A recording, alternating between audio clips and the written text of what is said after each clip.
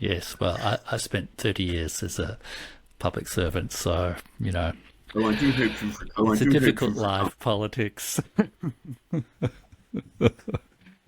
um,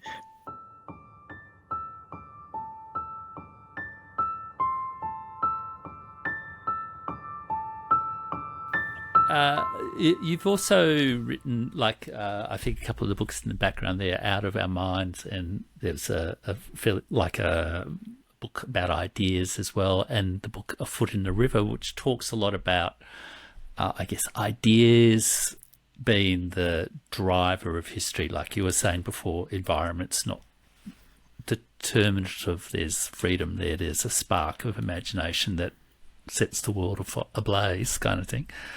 Um, how do you see ideas being the main driving force of history? Well, I think the really basic question that no one ever seems to ask is the question about why there is change at all. I mean, if you go back to the Galactic Museum, the Galactic Observer, and she's looking down on our planet, you ask her, well, what's special about that planet? Well, what's she going to say? She's going to say, well, it's very unusual because there's a lot of life on it. And she's going to say, well, it's very unusual because there are these very dominant species, like wheat. and various bacterias and foxes and amongst those very dominant species, perhaps one of the most conspicuously dominant of the lot is our species, the human species, which is very unusual because we haven't been around for very long in evolutionary terms, and yet we've penetrated an awful lot of the biosphere and exert a tremendous amount of influence over everything else on the planet. And so I think she'd have to say, well, that's the really interesting story, is you've got here a species that has changed so much in such a short time. Why is that? Because but bacteria, for example, evolved very, very slowly in spite of reproducing very fast. I mean, there are other biota, I suppose viruses tend to mutate very, very quickly. But humans are very unusual in being very large, slow, a very laboriously reproductive species, and yet one subject to attract a tremendous amount of change. And you've got to ask why. And we never actually ask that question, we don't have an answer. So my book, Foot in a River, was really an attempt to explore that question, and I did take the view in it, and I think this is right. The ideas are the basis of the rapidity of human change in the sense that they're products of imagination. And imagination, I take it as a sort of evolutionary spandrel. I see it as an offshoot of two evolved capacities, evolved faculties that all humans have, and that we share with all species that are engaged in predation. And these are the faculties of anticipation, which is seeing what isn't there yet, and memory, which is seeing what isn't there anymore. And you put them together and you get imagination, which is the power of seeing what isn't there at all. And what I suggest is a very crude oversimplification, but what I'm suggesting in the book basically is that we have this evolved capacity, and the way we use it is that we look at the world the way it is, and we see it differently. We see a different world, which doesn't exist, and we then start tinkering with what we've got in order to produce the stuff that we've imagined. I think that's the basic. If one's asking what is the driving force, what is it that makes us change so much, I think it's that. It's not, for example, a response to environmental change, because environmental change is usually very slow by comparison. Cultural change is very fast. That's an intellectual problem, and that my solution, for what it's worth, is the one that I've just expounded. And it's a fascinating. I remember reading that book and being completely amazed at the idea that animals have cultural life, so to speak. Like the traditional distinction between humans and animals is language, culture, creating symbols, that sort of thing. And yet you talk about how animals have culture too, but there's perhaps unique faculty of the mind of humans that's generated all this change is imagination. And so it's Yes, well, this is I one of the found it reasons. a fascinating combination of those kind of perspectives. Well, thank you very much. Very kind of you to say so. I mean, I one of the reasons why I ended up being a sort of historian of everything and having no intellectual boundaries is that if you want to understand X, you have to compare it with Y. Say if you want to understand Australians, you've got to compare them with, I don't know, New Zealanders and Canadians and Javanese and South Sea Islanders. If you want to understand the English, you've got to compare with the French and the Scottish. And if you want to understand Spaniards, you've got to compare them with Portuguese. So you're always looking to broaden the standards of comparison. And if you want to understand humans, you've got to compare them with other animals, because there isn't anything else.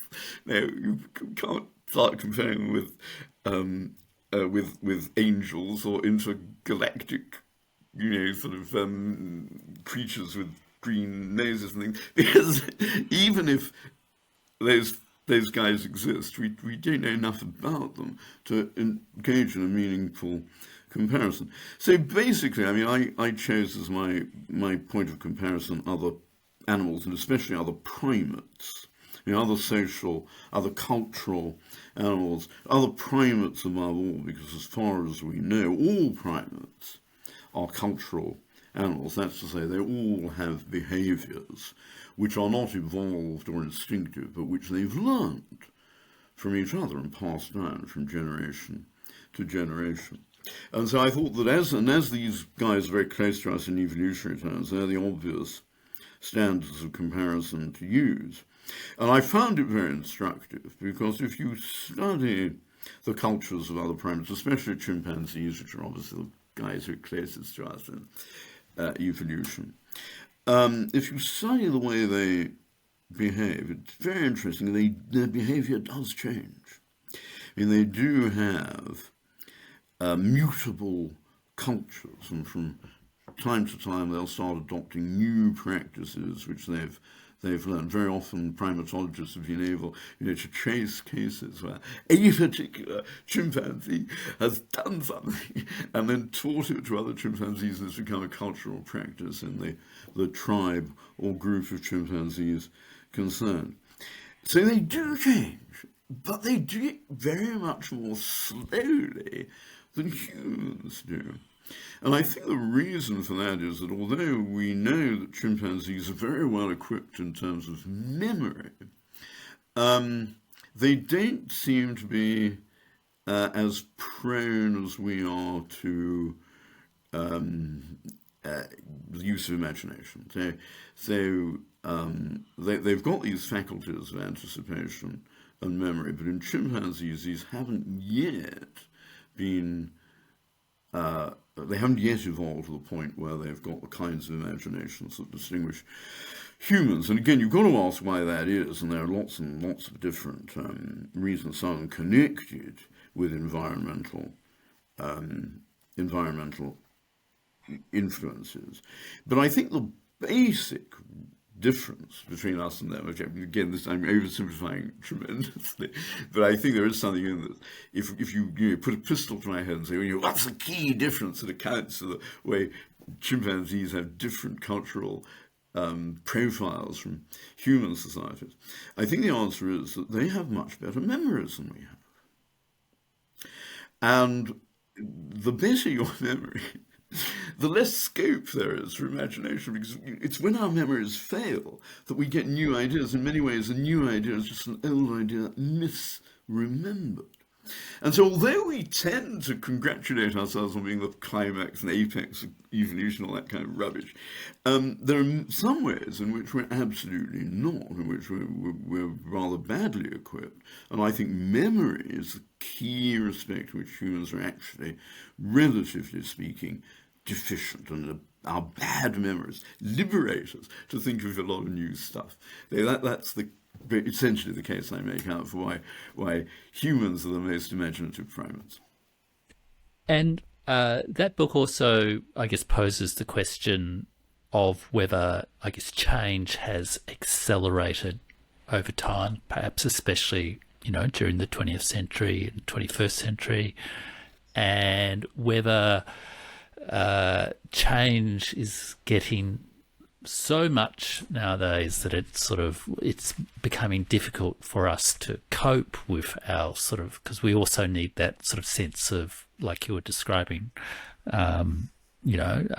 indigenous societies or some like Aboriginal societies in Australia being more conservative or continuous. And so your history then that book almost, goes from evolutionary history right up to that over-discussed person, Donald Trump, and whether this sort of reaction to too much change has been sort of populism in the world. How well do you think we're all coping with change today? Yes, I think both of those things, you're quite right. I think that change has accelerated and is accelerating. We live in the most mutable world that anybody has ever experienced, as far as we know. And I think that part of the effects of that they are very unsettling and conducive to the resurgence of conservatism.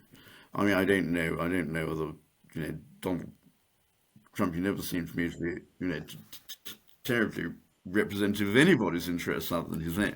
But clearly a lot of people responded to him because they thought that his policies would protect them from the threat to their own identities and their own cultures that the pace of change in the modern world represents. I do think, on the other hand, that one's got to say that there are some areas of human life that are apparently almost immune from change. There isn't enough change. I mean, we never seem to get better morally. Morally, our history has been one of stasis.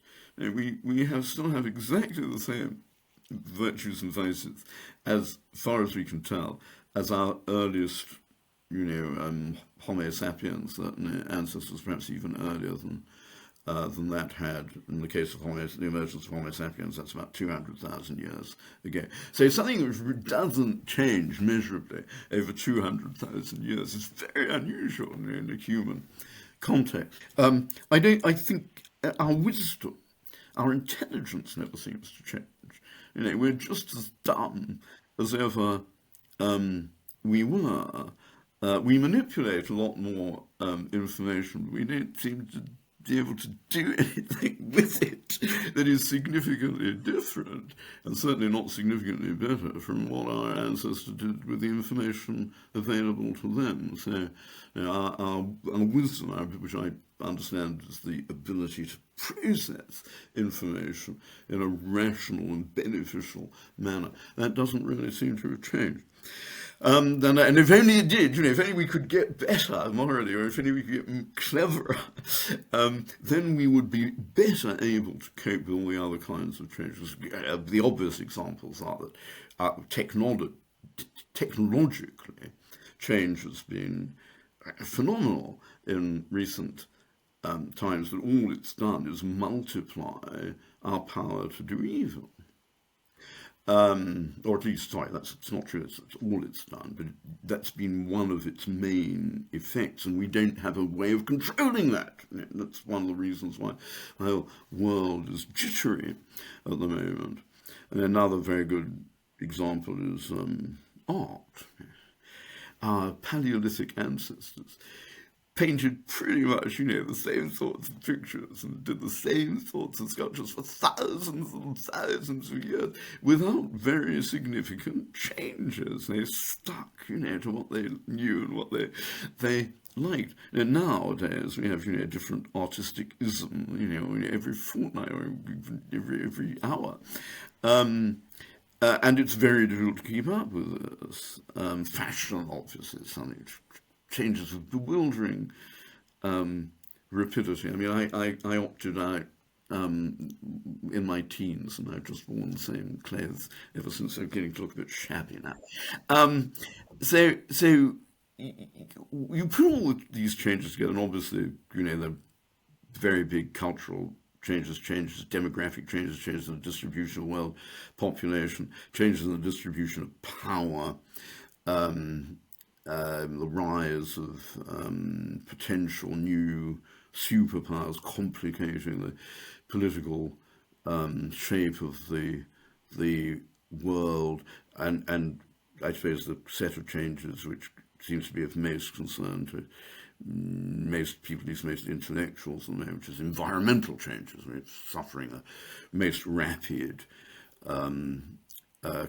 global climate changes, and the mutability of microbes seems to be out of control as well. We just had the COVID crisis, for example. So you put together all these different kinds of change, and they're very menacing to people. In the case of environmental and microbial and to some extent political changes, these are literally, life-threatening. And the other changes, the social, the economic, cultural changes, are threatening to cultures, to the ways of life that people are emotionally invested in. And therefore, I think, it's not surprising that a period like ours of very rapid change is also a period of terrible fear.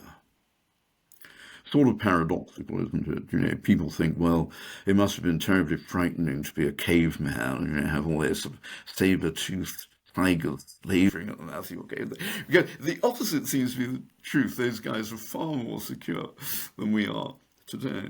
And one of the ways in which we can measure these changes, of course, is in the sort of global mental health crisis. We're very proud of the progress that we think we've made in medicine. Our mental health is certainly worse than it's probably ever been in the past. So I think we do need new strategies, new ways of coping with change. I'm afraid I don't know where they're going to come from.